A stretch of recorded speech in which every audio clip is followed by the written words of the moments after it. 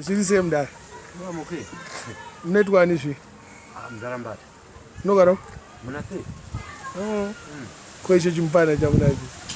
Chimpana changu. Daro basira baba. Daro saba. That's saba. That's right. Saba Mbata. Wairona Thomas mafumo ma drums. Deze sure zvakutaura. Aiwa. Chokwadi. Vakabva maoko amudhara ka. Yes please. Saka ndara chimotaura history yenyu kuti kubva upenyu hwenyu muchikura kusvika pamuri maya panapa. Well, I love music. Yeah. It's my favorite game anyway. Sport or whatever. Yeah. Saka maita nebhendi ripi? Mbata's Stone Movers Band. That was my band. Mbata's Stone Movers Band. Oh, ndiregore ripiro? Oh, that is 70s, yeah. Oh. Saka mamunani watingaziye mai manja. Well, I started Nana Mula, Boss Mula.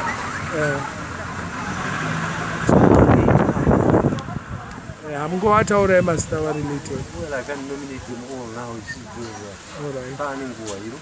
Okay. Yeah. Saka asi munoita zvebhutsu futi ka? Oh yes, I'm a shoot designer by qualification. All right. Chitaurire nyaya yebhutsu kuti yakakuitisai mbiri yanga iri bhutsu yani? Oh, for the tallest woman in Zimbabwe, yeah. I did that. I did it.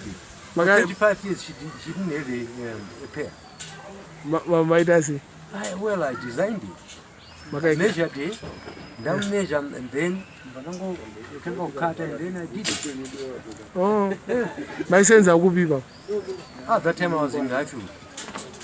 Amuna usenza ukonte futhi? Konte shoes, I was the shoe designer and production manager. All right. Saka manje muri kuita basa rei? Well, I'm busy making shoes. Making shoes? Yes, please.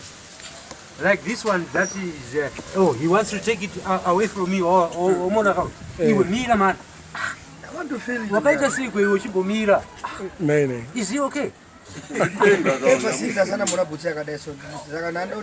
You see, no, it's mine. Looks like comfortable. Yeah, very comfortable. Oh, you're scared of your socks, is that dead? Never ever. They've got holes.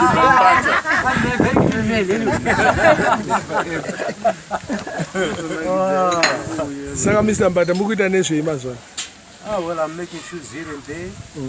Special measurements, especially my orthopedics. For those people running line, orthopedics.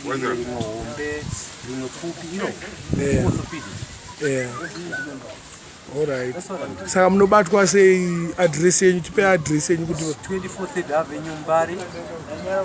Or if you want to phone me, you can touch me at 0778 05 1941.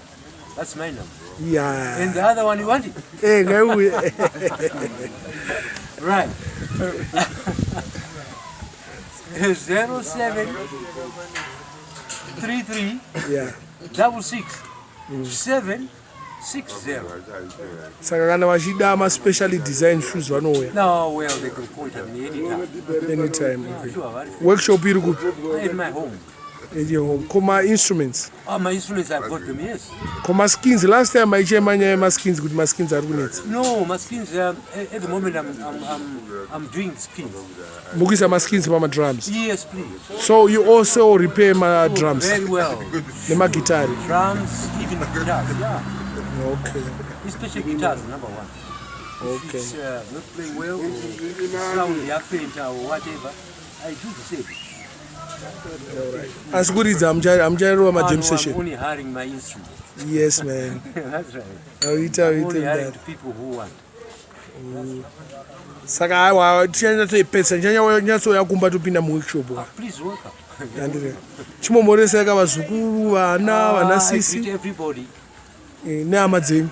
Including the late ones. Yeah. I love it. Magribhi. Like my brother.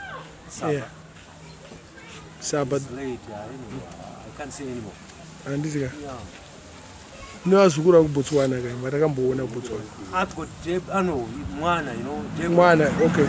Deborah Mbata. In South, there's Deborah Mbata, Albertina Fernandez Mbata. In Botswana, I've got 2. Yeah. Felice Daddy and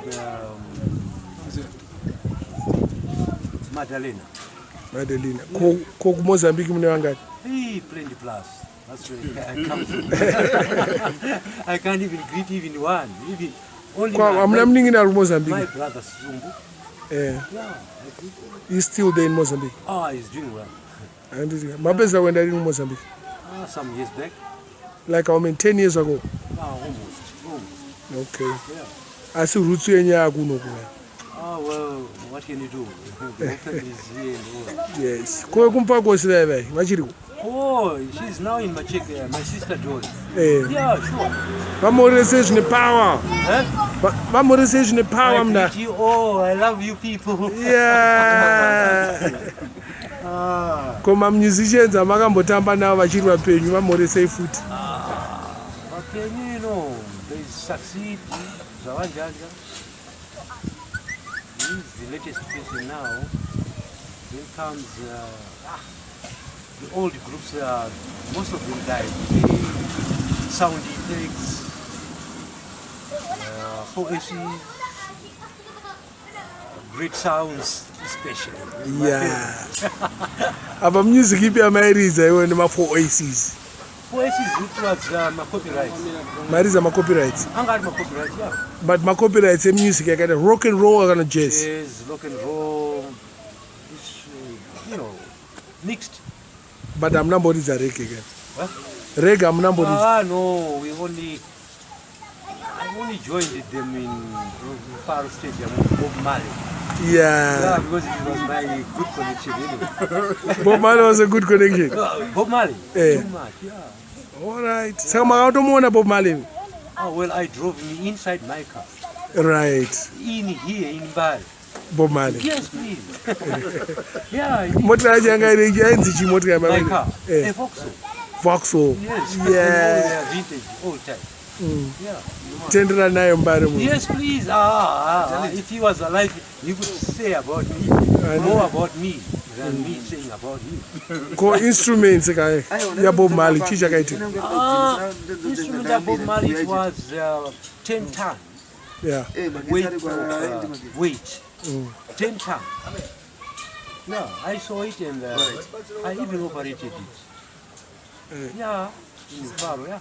Chicha kaitika ndi pakazoitika trouble makazodaidzwa. Oh, but no. What happened is we went to the Faro with Saul. So upakwenda pa now times was sounds till blue bar. It was heavy, you know. Look to end up here. So an HT cable, a speaker. Yeah. Yakatsipa ni mundu. You know, Wangawa Chifara, you know what I mean? Yeah, by independence. Yes. 1980. Yes, please. So Sauro is the one I don't know connected that cable. Yeah. Because no, so you can't touch that. No green. Yeah. What you call my gloves. Yeah. The engineer. Yeah. So engineer was worried. How come you know HT no green? You know what I mean? Yeah. So the Sauro Buruka. Sauro Babu. Kwa my gloves. But tell me, my gloves, a microphone jet plug. Yeah. Yanga per machine. Yeah. Yeah, very. Yeah, no, na food.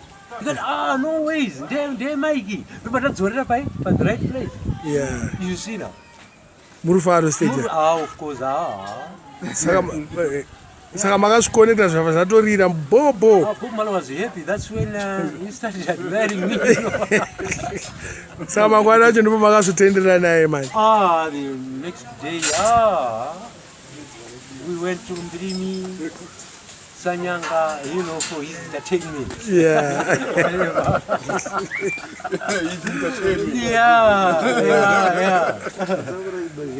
Yeah. Kona nemkomo wedu Thomas Wabuma wapedza kumuona rini kana kutaura naye?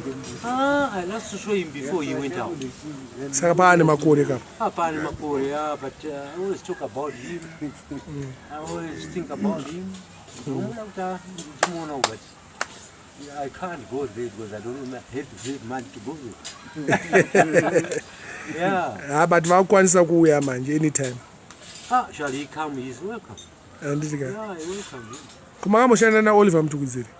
Oh yes, natuku kuwifels, yeah. Tango is a part and parcel of sharing instruments. Yeah.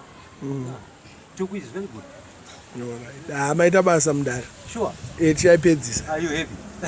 More than. Oh, okay. Thanks Mudhara. Thanks very much.